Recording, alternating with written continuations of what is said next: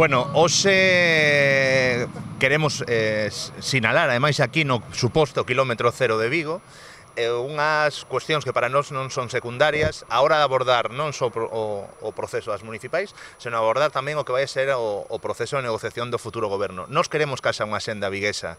nas negociacións que se abren en Madrid, así vamos a trasladar os espacios que son referenciais para a Marea de Vigo, como o Grupo Parlamentario de Unidos Podemos, en común. Ademais, queremos trasladar que hai cuestións que foron prometidas a esta cidade durante o proceso electoral, e que para nós teñen que estar tamén na senda política, na senda de negociación. Entre outras cousas, pois estamos falando da cidade motor económico de Galicia, a cidade con maior número de poboación. Aí queremos que se aborde unha vez por todas preferencialmente a conversión en tramo urbano do que é a entrada da P9 en Teis, e ademais queremos que se saen das Torres de Padín, dende o que é a reclamación veciñal e o que generou máis consenso por parte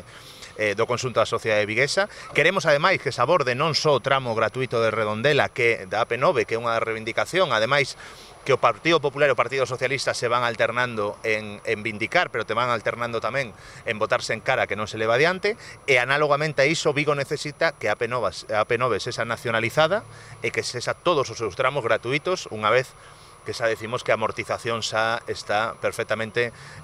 feita e perfectamente cumplida, non? Esas son dúas cuestións para nós centrais, pero hai outras que tamén teñen que estar na negociación política de calqueira goberno, neste caso, se o Partido Socialista quere ter o apoio de Unidas Podemos e dos deputados e deputadas galegas. E hai cuestións como a Biblioteca do Estado prometida no seu día para panificadora, pero que hoxe en día non encaixa, a cuestión da ampliación do CIES da Avenida de Madrid, que para nós é unha parte importante desa política de reinserción e desa política de mellora das condicións sociais das persoas presas, e ademais unha reivindicación dos colectivos sociais de Vigo, que foi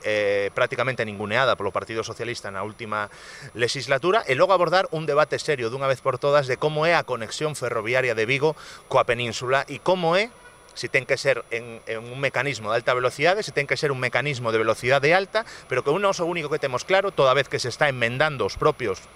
promotores da proposta da AVE por Cerdedo, nos queremos que se aborde dunha vez por todas os mecanismos ferroviarios para colocar o tránsito Vigo-Madrid nun horizonte das 3 horas e media. Pensamos que hai alternativas posibles á variante de Cerdedo, que nos levaría como mínimo 10 anos levar adiante, e un orzamento de máis de 1.900 millóns de euros que creemos que é inasumible hoxe en día, ademais coa asunción por parte do Partido Socialista e do Partido Popular dos teitos de gasto e da política orzamentaria que marca a Unión Europea. E eses debates, esas cuestións, consideramos que abordar un goberno, o Partido Socialista co seu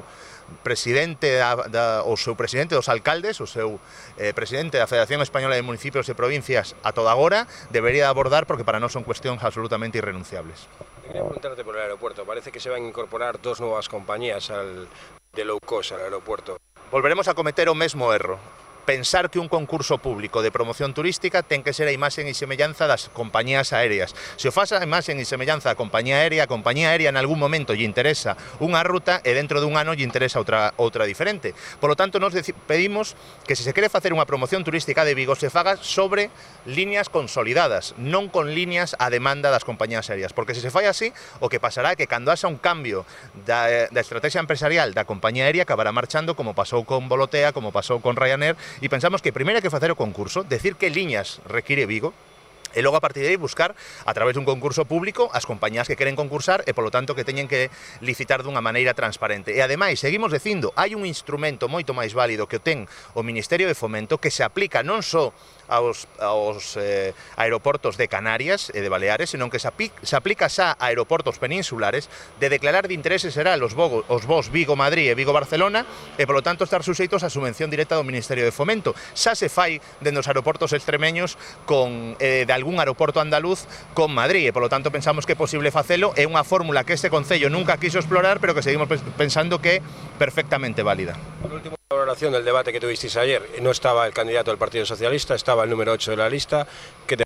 Bueno, nós non temos ningún problema en debatir con número 1, 2 ou con número 27 da lista do Partido Socialista, pero é unha falla de respeto aos vigueses e viguesas que o seu candidato a alcalde non queira debatir coa oposición, entre outras cousas porque non é unha cuestión dun debate, que estamos falando da radio e da televisión públicas, e un alcalde ten que rendir contas ante os cidadáns tamén nos medios de comunicación públicos, porque é unha maneira de dignificar pois nun momento en que a televisión pública e a radio galega están en período de recortes, e polo tanto nos parece unha falla de respeto aos traballadores públicos, nos parece unha falla de respeto aos vigueses e as viguesas, contas, e un alcalde que fai a estrategia da avestruz de esconder a cabeza e non querer rendir contas, que é o que temos que facer os que fomos nesta legislatura concelleiros e concelleiras.